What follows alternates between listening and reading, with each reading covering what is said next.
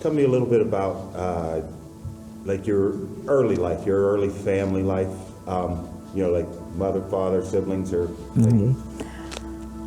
I was an only child.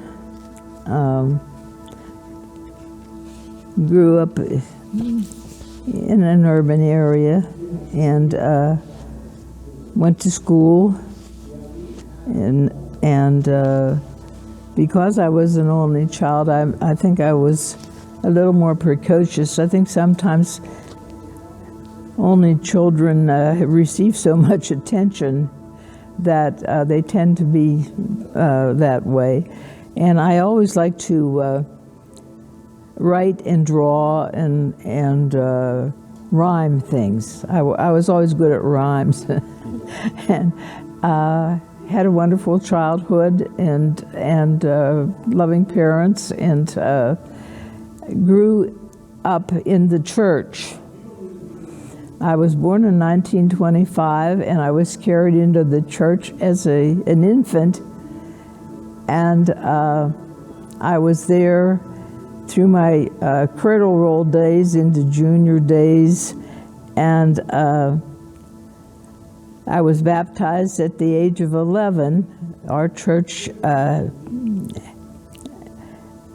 did not have infant baptism, and we learned to read the scriptures, and of course home training was a lot, and my parents were very much in favor of and active in church.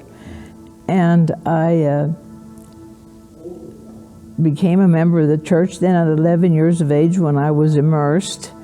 And I liked it so well, I stayed there for another 79 years. I was in that church for 90 years before we began to run out of people, and I had money, I think, at the same time. When you don't have a younger group to take the place of the elders as they move on, you end up shutting the church doors, and this is what happened to me. When I was 90, our church closed. And then I moved on into another area of, my church was called First Christian Church, which had a Baptist background. And then I went to church with a friend, and it was a Pentecostal church. It didn't essentially change anything. We had communion once a month. My original church, First Christian Church, we had communion every Sunday, because of, whenever they, in the Bible, whenever the disciples met together, they always communed together. And so it was a tradition that was passed down in that particular sect. So let me back up. What year were you born? So. I was born in 1925, and as I said in the interview here, when I was reading the poems, that I was celebrating my 98th birthday in January. So the Lord has been good to me, and certainly that I'm still moving around and doing a few things at this age, and I certainly praise Him for that. So a lot has changed since Oh, yes. 1925 to where we're at today. My background, other backgrounds, my father was in World War I and was in what I think it was called the 362nd Aero Squadron. He was in France and Germany, was in France the last in 1917, and then he was in the Army of Occupation in Germany after 1918 with the armistice. And that was another part of my background, was patriotism. My father was very active in the American Legion. And years later, my husband, he wasn't my husband at that time, he was my fiance, he was in the Navy in the Pacific during World War II. And My family goes back very far. They always kid me about, talking about my family. The old story about if there were as many people that came over on the Mayflower as they say, the Mayflower would have never made it out of port. But I had two Mayflower people background, and on my mother's side and on my father's side, I had an Indian scout and an Indian fighter on the Ohio River, and he was actually given a large plot of land. And this was in 1775, 74 and 75, prior to the Declaration of Independence in the French and Indian Wars. And there used to be, I looked for it one time. I went down with my cousin to Toronto, Ohio, which is the area where they'd given him the land, and it said in the history book that there was a memorial plaque of some type there in his name. We searched high and low, but it was not there. And someone told me afterwards it was like a sort of a pillar, and they felt that it had just weathered away, and we never did find it, but it is factual and in the history books that this took place. So and we had my mother had an uncle who was in with a group that went out to look for Custer's army when the guys all disappeared and never returned, and he was in the cavalry in the West, and ended up, my mother used to write to him, ended up in an old soldier's home in Boston. Imagine what the difference between being in a fort in the West in those days and then coming back to an area like Boston to end your life and so on. And my son was in the service also, and we were always very, very patriotic, as I say, with my dad being as active as he was in the Legion and so on. All holidays, especially military holidays. And I have a grandson now who's a captain in the U.S. Army, and so we had continued the tradition up to this point in time. Okay, let's get to that. Your later family life, your married life. Could you tell me more about maybe how you met your husband and a little bit about your children? Yes, I was married. My husband came home from the Pacific, and we were still engaged, and we were married when he got home. And we had 2 sons and a daughter. Our daughter was almost 16 years younger than my next son, and we used to laugh because it was so nice to have 2 boys and then finally to have a little girl. And my husband's family were in the moving business for years and years, and everybody kind of took their turn working in the moving business somewhere along the line. And my children now, of course, my boys are still here, thank goodness. One of them lives, my daughter really lives very close to me, and both my boys are in valley towns here, so I get to see them all the time, and they are so good to me. My grandchildren are scattered around, more so, and I have 6 grandchildren and 6 great-grandchildren. And I'm very contented. I still live alone in my apartment and take care of myself to the best of my ability. But as I say, my family just do everything for me that I need, and it's been a real blessing to me, certainly a privilege.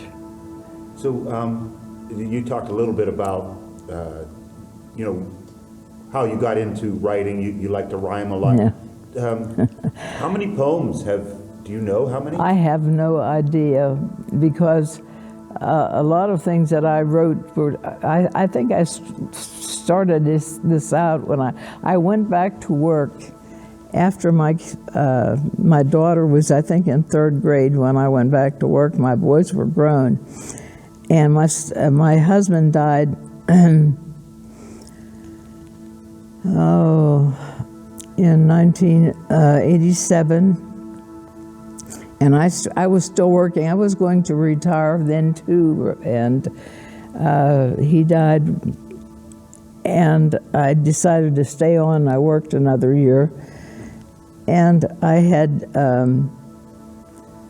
I was a great reader. I always read a lot. And as I say, I had a talent for rhyming. When I was working, I used to just actually entertain some of my fellow workers with writing lampoons about things that went on at work. You know, anybody in whatever job they happen to have certainly have their up moments and their down moments at work. And when some more or less unusual situation happened, I would write something about it, you know, and entertain my friends with these. And they would Xerox them and pass them all over the school district where I worked. And everybody knew, you know, me from doing that and laughed about it. And I didn't really start writing anything serious or particularly religious until probably I was almost in my 60s. And then I enjoyed doing that so much, and it was part of my faith, and I wasn't working anymore to see all the ups and downs that went on in the schools where I worked as a secretary. So then I more or less concentrated on writing things that were a little more uplifting, hopefully. And the very first poem I ever wrote was because I had a plot of area where I walked to school that had not ever had any houses or anything on it, and it was just like a little woods. And I always walked that way because I liked to walk through there, and there were still a lot of trees there, and in the spring the wildflowers grew, like violets and mayflowers and all the spring blooms that were kind of housed out, you know, when everybody built another house. And I always liked to walk through there. And the very first poem I wrote, I showed to my teacher, and I was in 2nd grade, and it said, "There's a little path through the forest, and it's there I love to go, just to pick the pretty violets and the lilies white as snow." And I always remember it because it was my first one, and my teacher was pleased with it. And so anyhow, that's about it. And as I say, I think I didn't get to go to college. My father died when I was 15 years old, and so I knew I was going to have to go to work when I got out of high school, and my mother had gone back to work. And so I just moved on from sort of fun writing to moving into the more sacred area, and as I say, certainly more uplifting than what I had been doing before. So you've written so many poems, you've shared so many with us, and now a lot of people expanded, you know, more than just your work friends, more than your family. Now, a lot more people are hearing what you write. What would you say, what would you hope that they would get out of, you know, maybe hearing your poems, or how would you hope they would be inspired? I don't know exactly how to express it, but I hope that I think sometimes we all need to take a good look at our lives. And have that, people say, well, you had a moment of epiphany, and everything was revealed. I don't think that I ever approached quite that height of transferring anything in my life to anything really different, But I think that I hope to encourage people to look to the sacred things of life a little more seriously than what they do. I know that in my own case, that's the case. Even though I grew up in the church, I think you have to take stock of yourself every so often and see where you are, because something will happen in life where you suddenly realize that it's time to really look at the future and look back, I guess. Well, I was born in January, and they say that, the great god Janus is two-faced. He looks to the future, he looks to the past. I think that we all need to do that and readjust every once in a while, maybe what we have been doing, and just turn it around a little bit and think more on the future and think about other people and try to understand other people a little bit better than we do. And as in that one poem that I wrote about my rampant tongue, this is, I guess, typical of that. So many times we say things just in the spirit of the moment of anger or irritation and don't realize how much we might hurt other people with that. We walk away and forget about it and maybe leave them in a really, sad and pensive mood from just our own thoughtless ways. And I'd like to feel that they encourage people a little bit and also relate to them. Every once in a while, it's almost a relief to find out someone that you thought was perfect is not really perfect. They're just human, same as you are. And I think that's a part of it too. Just touching closer to humankind, revealing myself to people, and then they in turn reveal themselves to me.